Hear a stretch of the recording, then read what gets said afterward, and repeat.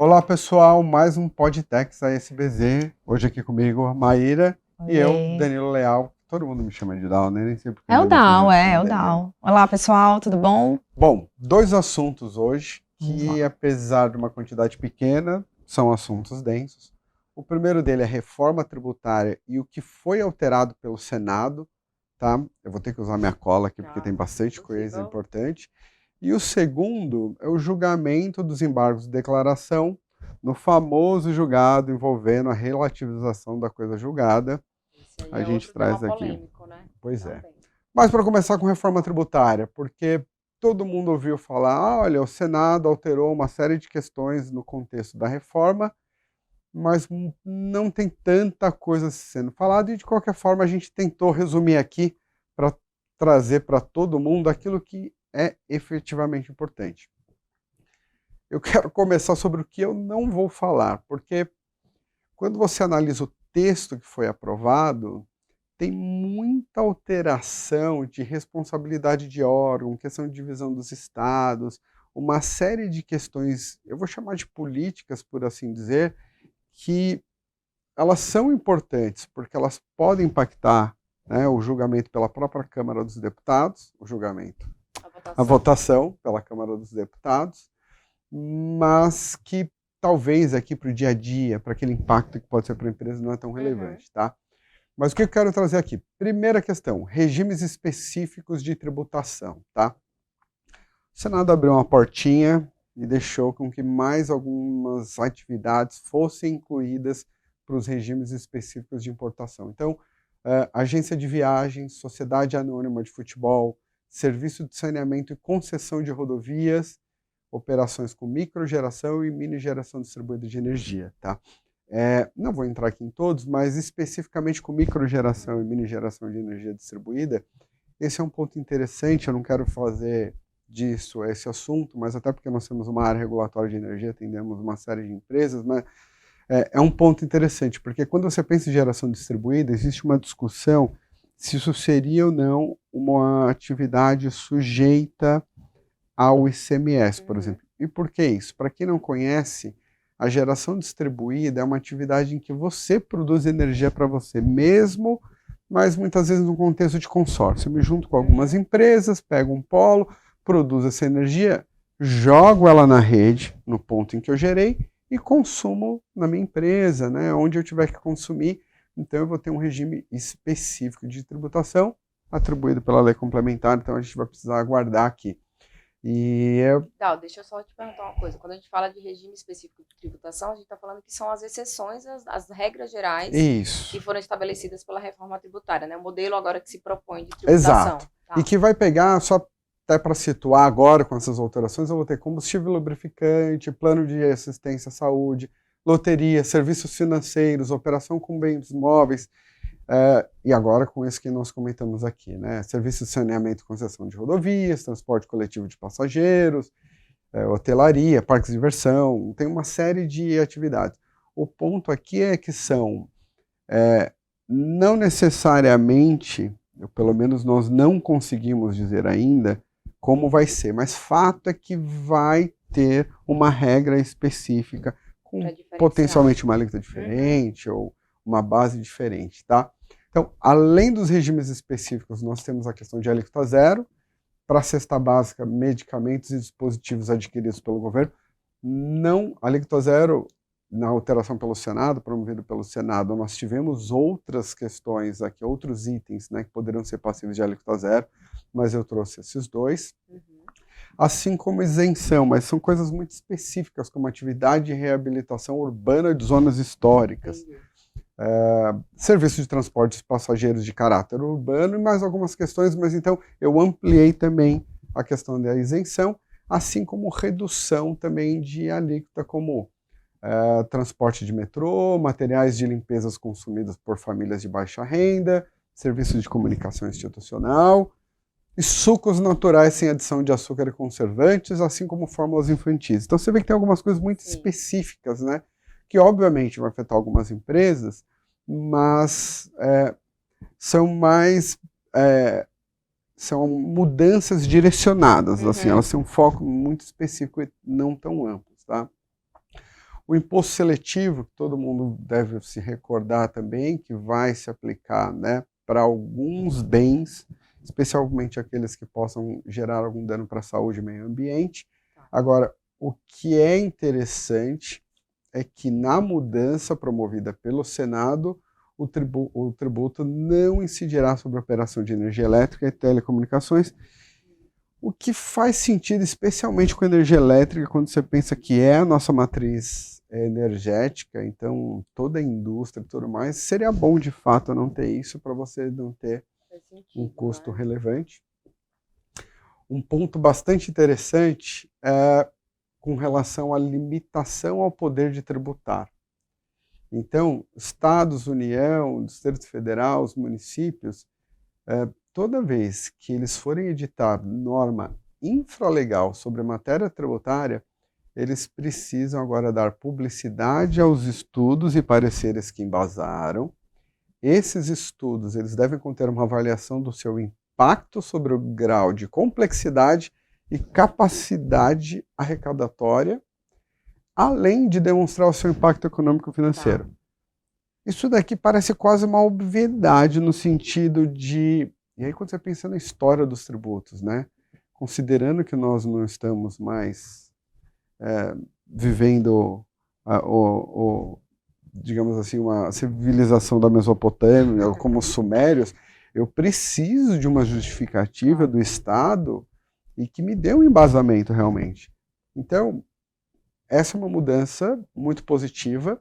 O que não está claro ainda é a forma como isso vai vir, né? Quais são os requisitos para embasar tudo isso, mas fato que isso estará na Constituição. É legal a gente ver isso, mas assim, na prática, a gente vai ter que esperar um pouco até para entender, tipo, será que de fato vão cumprir?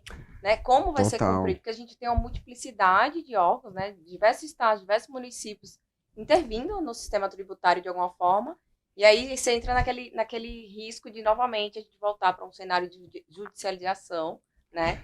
Essa é uma questão que, assim, óbvio, a gente não vai prever exatamente o que vai acontecer depois que a reforma for aprovada, depois de todos os trâmites que vão precisar ser adotados. Mas eu vejo com bons olhos, mas ao mesmo tempo, do outro lado, eu falo, o que a gente conhece até hoje de Brasil, é difícil achar que tudo vai fluir, né, tão tranquilamente. Mas esse é um ponto interessante, porque esse vai ser o papel, tanto nós, como assessores jurídicos, quanto dos departamentos tributários e jurídicos dentro das empresas, esse papel também de fiscalização. No contexto de reforma tributária, nós temos o papel também de certificar que tudo está acontecendo da forma como deveria, e se não tiver, é verdade que a gente vai ter que discutir, né? Outro aspecto aqui, e esse é um item interessante, se refere a bens de capital. A lei complementar, o texto da reforma já atribui à lei complementar a responsabilidade de identificar formas de reduzir o impacto do imposto sobre a aquisição de bens de capital, que obviamente afeta muito a indústria. Mas agora, na nova redação, o próprio texto constitucional já traz essas, digamos assim, a metodologia, que pode ser com crédito integral imediato do imposto, que é o que a gente tem hoje com o PIS/COFINS, né? Se eu compro, por exemplo, um ativo, eu posso tomar esse crédito de forma integral. Então, pode ser esse o caminho. Diferimento do tributo ou redução de 100% das alíquotas do imposto. Então, eu tenho algo mais específico agora. Então, isso me parece ser bom porque permite que o legislador já atribua isso e diminua um pouquinho o questionamento. O penúltimo ponto, e esse para mim é bastante relevante, se você analisar, e foi até uma colega minha que à época levantou isso, eu falei, nossa, você tem razão. Não existia no texto original, de forma clara, o que aconteceria com o saldo credor de IPI. Salvo engano de PIS/COFINS também, mas fato que foi incluído agora, o artigo 135, e que a lei complementar vai disciplinar a forma de utilização de saldo credor de IPI, PIS e COFINS, tá? E esse é um ponto relevante. 125, né? Esse aí? 135. Ah, 135. Tá. Então, isso foi um ponto importante para conseguir acomodar o que vai acontecer com esse saldo credor, né? Porque a hora que acabar, né, isso morre. E, para encerrar, em termos de alteração, e o último ponto aqui, ele me causou alguma intriga, eu só vou retomar um pouquinho aqui, mas quem acompanha a reforma deve se recordar que eu tenho uma transição.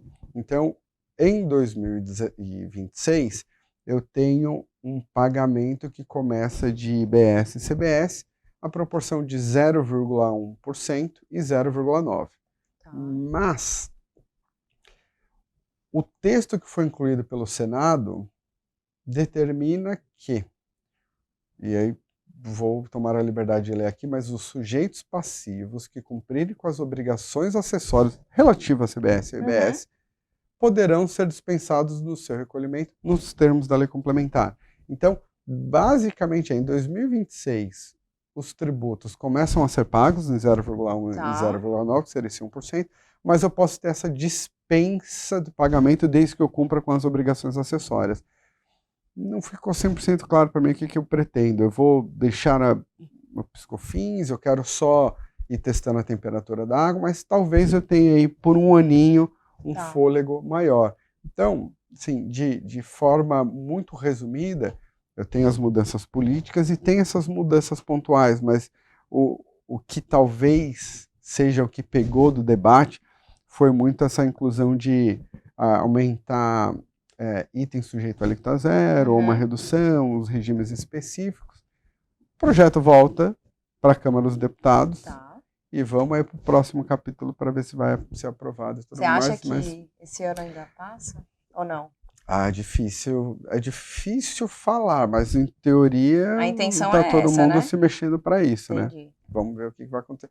Mas, para mim, o que está claro é que é difícil, não vou falar impossível, mas é improvável que a reforma não passe essa altura do campeonato, já tendo sido, depois de tanta discussão, avançou na Câmara dos Deputados, avançou no Senado, volta para a Câmara dos Deputados.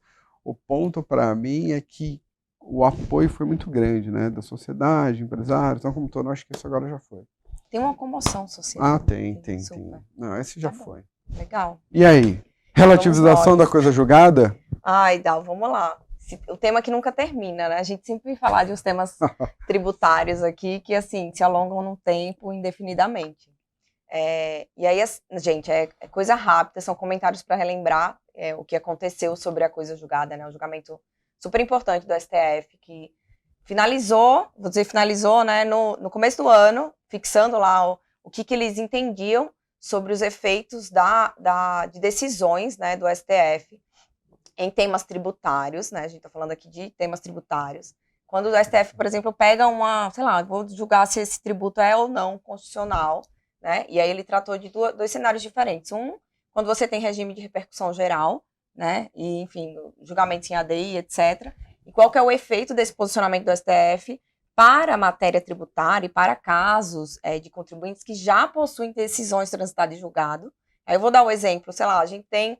Você julga aqui hoje, Dal, que o IPTU que você recolhe sobre algum fato gerador específico, ele tem algum aspecto de constitucionalidade. E aí eu, Maíra, discuti esse mesmo tema, você é o STF, eu sou o contribuinte, fui lá, discuti Gostei de ser o STF, eu poderia ter esse poder por um dia. Dá um pouco de poder, né? Ainda que fosse por um dia. Aí o que aconteceu? Eu e Maíra discuti esse mesmo tema uns 3 anos atrás e consegui uma decisão transitada julgada e tô ali, isenta, não tô recolhendo o tributo porque eu tenho uma decisão que reconheceu esse direito. Mas 3 anos depois foi lá o DAO e julgou aquela matéria e disse, não, é constitucional, né? Tá errado.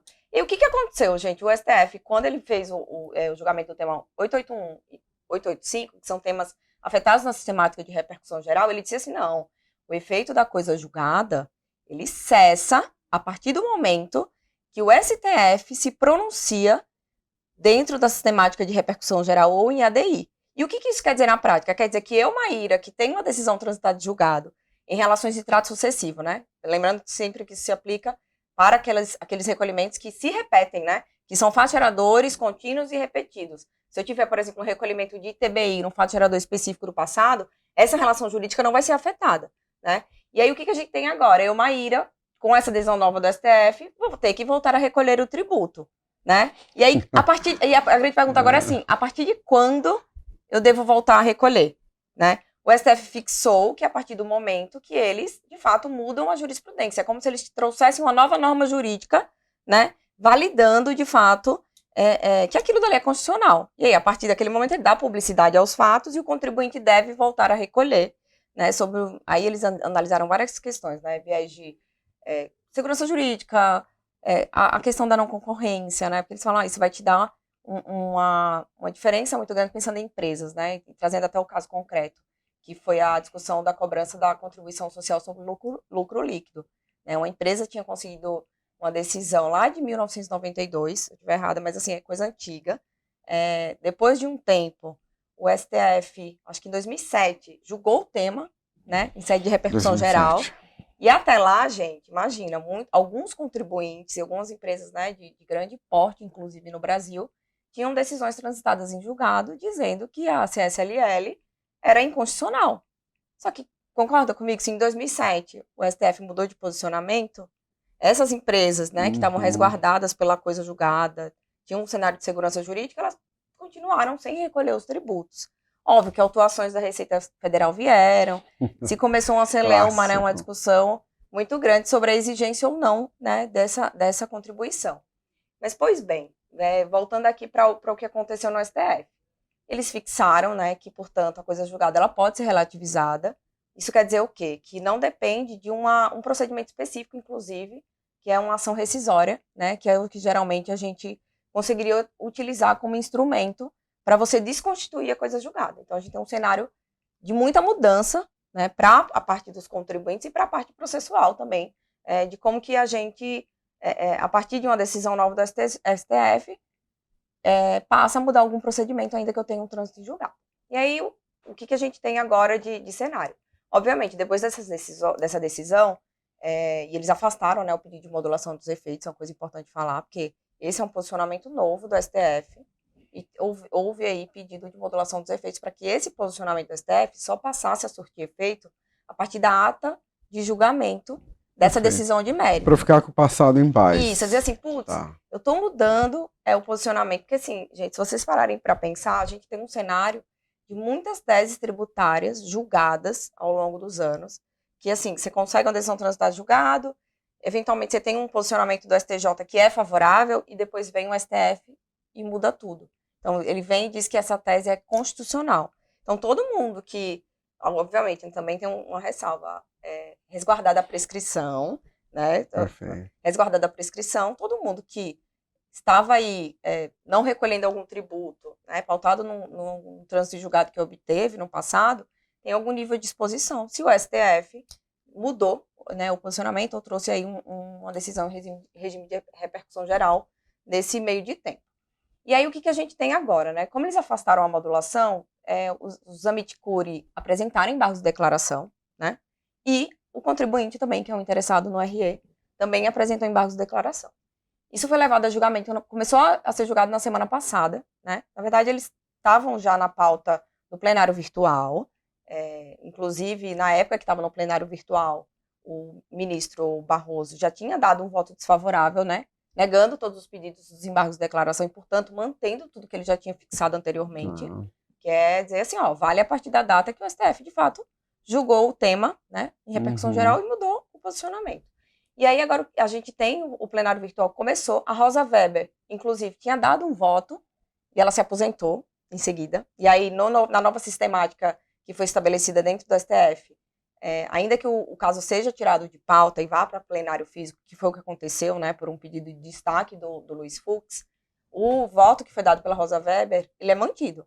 E ela acompanhou o Barroso. Então, a gente já começa o julgamento da semana passada com 2 votos favoráveis, né? Porque lembrando que a gente tem pedido de destaque de ministro, o processo ele deve ir para plenário virtual e o julgamento recomeça do zero, né? Então, o que aconteceu semana passada? Começou no dia 16, os ministros discutiram vários temas importantes. O Fux, ele pediu destaque e acabou proferindo um voto divergente do Barroso.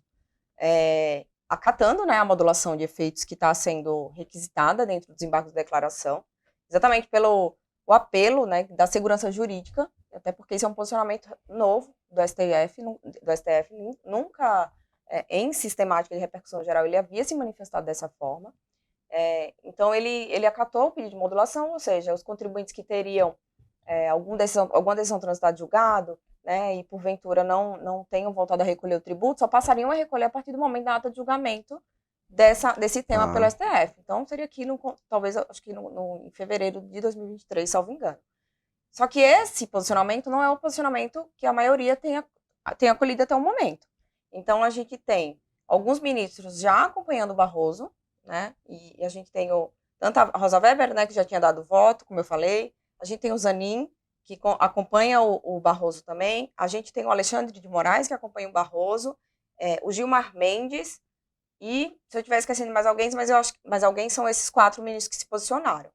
Eu tenho essa linha que foi aberta agora pelo Fux, que é essa que acata, né, e é o melhor cenário, assim, na nossa opinião, seria o cenário mais seguro para resguardar a segurança jurídica realmente, porque não é só uma tese tributária do caso em concreto que está sendo julgado, a gente tem inúmeros casos, foi bem interessante, inclusive, no julgamento, o ministro Dias Toffoli, ele não estava presente, mas ele estava por vídeo, ele pediu a palavra para fazer uns comentários, e ele começou a listar todas as teses tributárias que nos últimos anos foram julgadas constitucionais pelo STF e que eventualmente seriam impactadas por essa decisão. É uma coisa maluca, é um sem número de teses e de contribuintes afetados, né? E assim, a gente não fez a conta, mas o impacto financeiro, prático, isso para as empresas, né? Pensando nesses número, né, essa quantidade gigantesca de teses que podem ser impactadas, a gente vai ter, não sei, um cenário de o que talvez o governo dê depois, né? Se esse posicionamento realmente continuar, se a gente consegue chegar em algum nível de negociação, por exemplo, com a Procuradoria. Né? Agora, diga. Esse provavelmente vai ser o desfecho. Eu acho que sim, Dal, mas eu sempre guardo a esperança. Eu sou uma pessoa que eu tenho... Esperançosa e otimista até o... Mesmo sendo decepcionada na maioria dos casos aqui da STF, mas assim, o que aconteceu agora? A gente tem uma maioria formada já para rejeitar a modulação, mas a gente teve um pedido de vista do ministro Dias Toffoli, que é um ministro muito respeitado na corte. E eu senti, né, aí é feeling, né, eu senti que ele vem com um voto bem carregado. Porque ele realmente se posicionou falando assim, esse impacto não é individual somente em relação à CSLL, não é somente o caso concreto, a gente precisa refletir mais sobre isso. E aí, óbvio, se ele voltar com um voto que, né, talvez desperte algum outro tipo de critério, de análise crítica dos ministros, as pessoas podem mudar de posição. Ok. Tá. Mas se não mudarem, por exemplo, pensando, e aí até para dar um pouco de cor e luz, se a gente pega, por exemplo, uma tese recente que afeta muita gente, que foi aquela do IPI, né? IPI revenda. Que IPI revenda. Se eu importo uma mercadoria, hoje eu pago o IPI no desembaraço aduaneiro, tomo crédito, e quando eu vendo essa mercadoria, eu dou o débito e, obviamente, offseto aqui, né? Débito contra crédito, mas fato é que esse IPI da revenda, ele acaba pegando a minha margem e aumenta um pouquinho. Historicamente, era uma tese favorável no STJ, que voltou entre entendimentos, mas eu me recordo que a primeira vez que ela bateu no STJ, o STJ falou, isso não é matéria, no STF, perdão, isso não é matéria de natureza constitucional, isso é problema do STJ. E de repente foi para o STF, e salvo engano, 2020, 2021, o STF falou, não, o IPI na revenda, ele é constitucional e paga ponto final. Ou seja, quem vinha não recolhendo IPI na revenda, como nós sabemos que existiam algumas trading companies e algumas empresas que tinham essa ação individual. Né? Com decisão transitada de julgado. Com decisão transitada de julgado, que já não cabia, inclusive, mais decisório. Ou seja, com essa decisão e sob a premissa de que o julgamento do desembargo vai, de fato, no sentido de não ter essa modulação, né? Ou seja, uma empresa como essa, que tinha um trânsito em julgado, que pode ser lá em 2008, que eu acho que foi o primeiro julgado pelo STJ, a partir de 2020, 2021, quando o STF mudou o entendimento, posso passar o cheque ali e recolher. Exatamente. Esse é o critério. Esse é o critério. E óbvio, né? A gente sempre fala, vamos tentar aguardar aqui a finalização do julgamento, mas a tendência é que se essa modulação realmente não pegar, quem tinha uma tese do IPI revenda, por exemplo, e teve um trânsito em julgado favorável, desde o julgamento que considerou que a IPI revenda é constitucional, que é esse período 2020 e 2021, você precisa voltar a recolher. Ou seja, se eu estivesse numa empresa agora, no departamento jurídico, eu pegaria meu relatório de processos, inclusive aqueles processos que já acabaram há muito tempo, e faria Passa um pente fino. Um pente fino, uma análise de cima e embaixo para falar assim, pessoal, a gente tem alguma decisão aqui com trânsito em julgado que a gente se beneficia, e se beneficiar, eu daria uma olhadinha para ver se não tem algum recurso, alguma coisa que ainda está ali na STF, que precisa acompanhar, para depois não ser surpreendido com uma conta puxada, né? É isso mesmo. Ou seja, um desdobramento importante aí do... E assim, tem um outro ponto rapidinho que a gente pode também, não sei, eu acho que isso é difícil de passar, mas alguns ministros também seguiram outra linha, né? O Fachin, ele acompanhou o Fux, então ele acolhe o pedido de modulação, mas se não me engano foi o André Mendonça que trouxe uma proposta diferente, ele não acolhe o pedido de modulação, mas visando aí a proteção da segurança jurídica, visando exatamente, porque no caso em concreto, acho que tinha até um julgamento do repetitivo do STJ, que analisou a questão de coisa julgada e reconheceu que ela não poderia ser desconstituída, né? Então, somente por... Perfeito. E aí, o que ele sugeriu? Ele sugeriu afastar as multas, multa de mora e multa punitiva. E aí, isso é interessante, é um viés diferente. O Fachin até disse que se o voto do Fux não prevaleceu, eu acompanho o André Mendonça. Mas assim, são poucos votos, né? Bom, não quero polemizar, até porque a gente já está estourando o tempo, mas eu achei engraçado esse comentário, porque em princípio você tem uma convicção jurídica e você vota, mas uma convicção jurídica condicionada, eu não me recordo de ter alguma coisa assim... Isso chama atenção, mas ao mesmo tempo assim, parece... mas é uma tentativa de acomodar uma situação extremamente complicada, né? Exatamente, esse é o ponto. Bom, mas temos que acompanhar, ainda não acabou. Toffoli pediu vistas, vamos esperar ele voltar com esse processo, acho que quase possível voltar nesse ano. Vamos esperar para o ano que vem, e aí a gente volta com novidades, né? Boa. É mais ou menos isso. Se não tivermos nenhuma surpresa, semana que vem vamos falar também da reforma tributária da parte de diretos. Legal. Mas também, e meu último comentário aqui, temos a questão do projeto de lei que vai para o plenário do Senado agora para a questão de trust, offshore, pessoa física que teve a e tudo aprovação mais. do relatório, então, talvez tenha alguma coisa Legal. também nesse sentido aí, porque ontem aprovou o relatório. Caso contrário, vamos falar um pouquinho de reforma tributária da parte de diretos também. Gente, muito obrigado, viu? Maíra, de novo, obrigado. Obrigada, e até a próxima, até pessoal. Mais, gente. Tchau, tchau. Tchau, tchau.